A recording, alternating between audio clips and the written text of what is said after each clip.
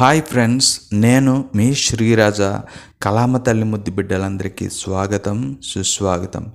అసలు విషయానికి వస్తే మన తెలుగు సినిమాలను గమనిస్తే పాటలు, ఫైట్స్, మసాలా, ఎమోషన్స్ ఇలా అన్నీ ఉంటాయి.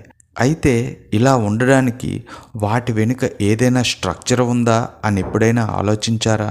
హాలీవుడ్లో చెప్పే 3 యాక్ట్ స్ట్రక్చర్ మన దగ్గర ఉపయోగిస్తున్నారా? అసలు ఈ కాన్సెప్ట్ ఎవరు కనిపెట్టారు? ఈ వీడియోలో మనం పూర్తిగా తెలుసుకుందాం. సింపుల్గా 3 యాక్ట్ స్ట్రక్చర్ అంటే ఏమిటి? యాక్ట్ 1 సెటప్, కథ ప్రారంభం, పాత్రల పరిచయం, సమస్యలు మొదలు. యాక్ట్ 2 కాన్ఫ్రంటేషన్, ప్రమాదాలు రావడం, సమస్యలు పెరగడం, మిడ్ పాయింట్లో ఏదైనా ట్విస్ట్.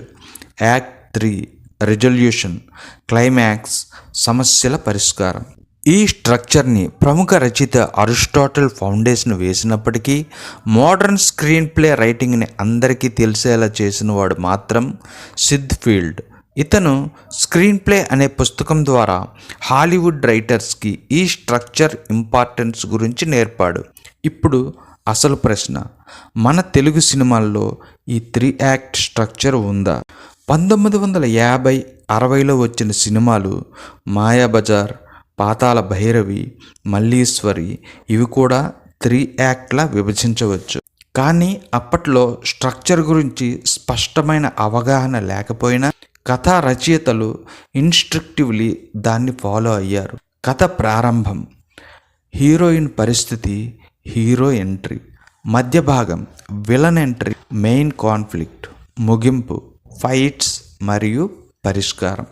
అంటే వాళ్ళకి అరిస్టాటిల్ గురించి తెలిసినా తెలియకపోయినా వాళ్ళ స్టోరీ టెల్లింగ్ సీన్స్ వలన ఈ స్ట్రక్చర్ ఆటోమేటిక్గా ఫాలో అయ్యింది.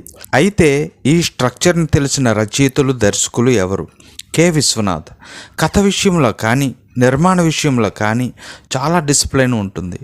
సంగీతం శ్రీనివాసరావు. వినూత్న స్క్రీన్ ప్లేలు ఉంటాయి. స్ట్రక్చర్లో చాలా స్పష్టత ఉంటుంది. రామ్ గోపాల్ వర్మ.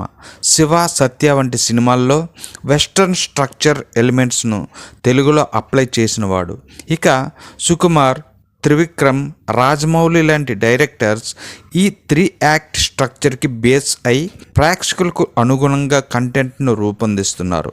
విషయం ఏమిటంటే, తెలుగు సినిమాల్లో 3 యాక్ట్ స్ట్రక్చర్ ఉండేది, కానీ ఇప్పుడు అది మెల్లమెల్లగా స్పష్టంగా మన తెలుగు సినిమాల్లో కనిపిస్తుంది.